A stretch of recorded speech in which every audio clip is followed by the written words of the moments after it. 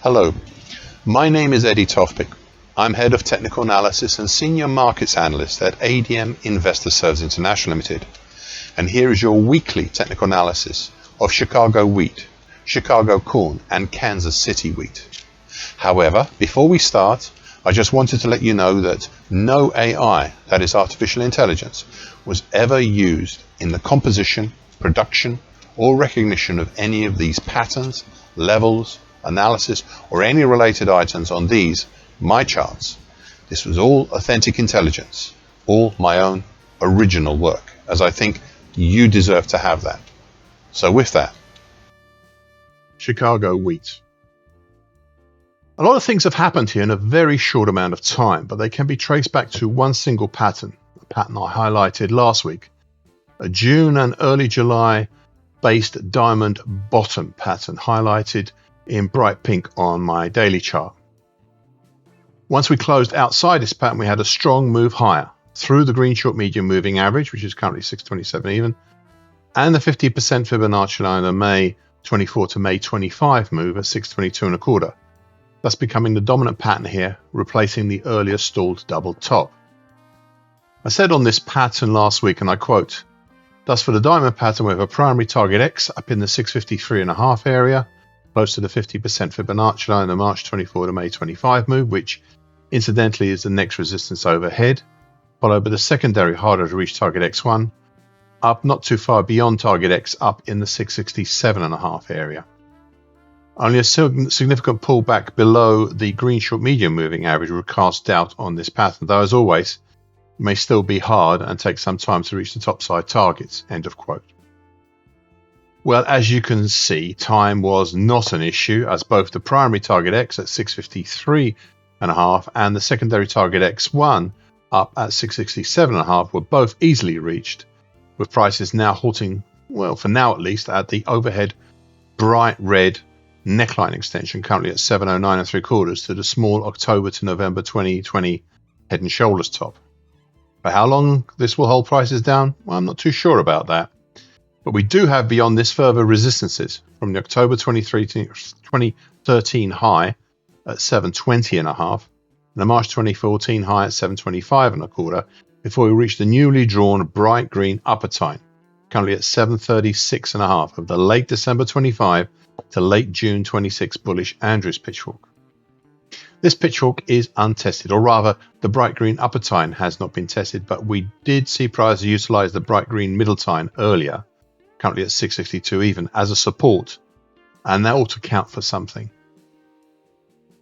Chicago corn.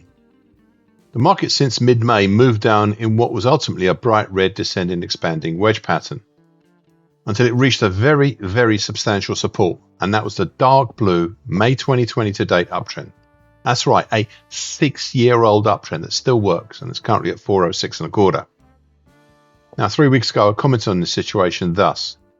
Question now is whether, much as in the various wheat markets, whether the action over June is a possible bearish half hesitation or as a precursor to a much larger move lower starting from late May today.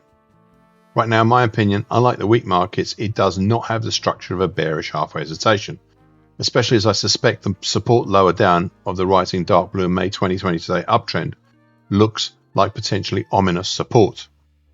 Watch this space. This view may change, but not right now. End of quote. I further added 2 weeks ago, and I quote, "View hasn't really changed, but I would like to add one further pattern opportunity, and that is to possibly recognize that the whole June action could also be a possible descending expanding wedge pattern on top of the other pattern ideas.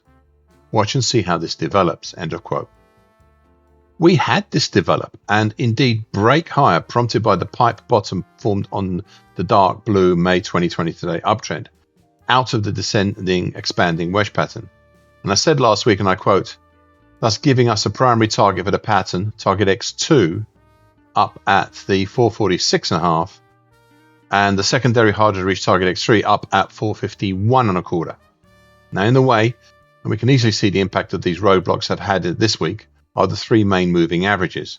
The flatlining gold long moving average, currently at 448 even, the declining short medium moving average, currently 447.5, and the flatlining mauve medium moving average, currently at 454.25.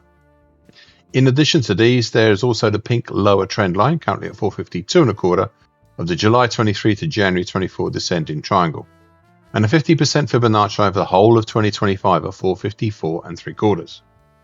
So all in all, some pretty heavy duty resistances between 447.5 and 454.75, and it makes me start to wonder if targets X2 and X3 will be reached. I've even thought about reclassifying the descending expanding wedge pattern to a small bear channel, but that which would lower the topside targets. But I've chosen not to, and to look at it still as a break higher from a descending expanding wedge pattern. And that's the end of the long quote. Well, I needn't have worried, as prices with changeover gapped higher over all the resistances, which is a tale on its own, and shot up all the way up to the congestion we saw back in May from the double top, Adam and Eve, between 460 to 485. Specifically, up to the purple neckline, currently at 472.5 of this double top, where they have so far paused. I'll be very interested to see how the market deals with this purple neckline, because apart from this congestion overhead, we have little in the way until the 490 plus area. Watch this space. Kansas City wheat. Much like Chicago wheat, a lot of things have happened here in a very short amount of time. They can be traced back to one single pattern, a pattern I highlighted a few weeks ago. A June and early July based diamond bottom pattern, highlighted in dark blue on my daily chart. Once we closed outside this pattern, we had a strong move higher through the green short medium moving average, currently 668 even, and the 50% Fibonacci line of the old and quite big 2011-2019 move at 691.25, and perhaps even more importantly, over the 50% absolute Fibonacci line at 697.25, thus becoming the dominant pattern here, much as in Chicago wheat, replacing the earlier stalled lopsided double top pattern. I said on this diamond pattern last week, and I quote, "The idea of a diamond pattern, well, it's taken the ascendancy and become the prime market mover here, with a close outside of it and a strong move higher today over the green short medium moving average. That's currently at 668 even, and up towards the big old 50% Fibonacci line of the 2011-2019 move at 691.25. This move has spawned new targets topside, as I said last week, so that's now actually 2 weeks ago.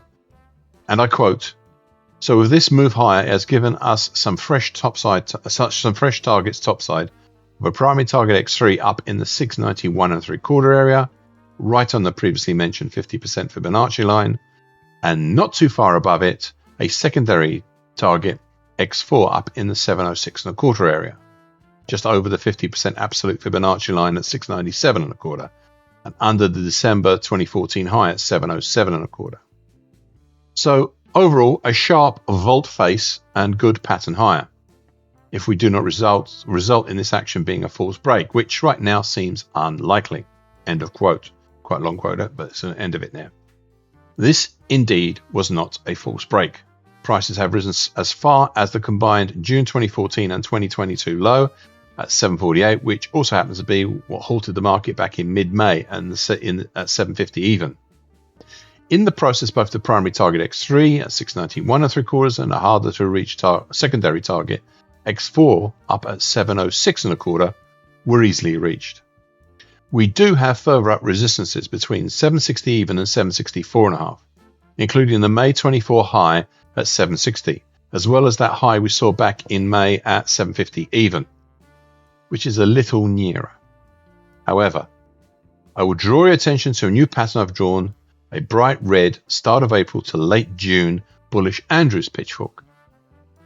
This pitchfork is from a shorter time frame than some of the other new bullish pitchfork patterns seen in the grains, but it's still interesting, especially as prices have started seemingly hesitating around the bright red middle time, currently up for 741.25, and that ought to count for something. Thank you for watching and listening. This weekly broadcast gives the essential market patterns and consequences. Please be aware of the risk disclaimer posted both at the front and at the back of this broadcast. Copyright is Eddie Tofpick and ADM Investor Services International Limited. And here comes the final important bit.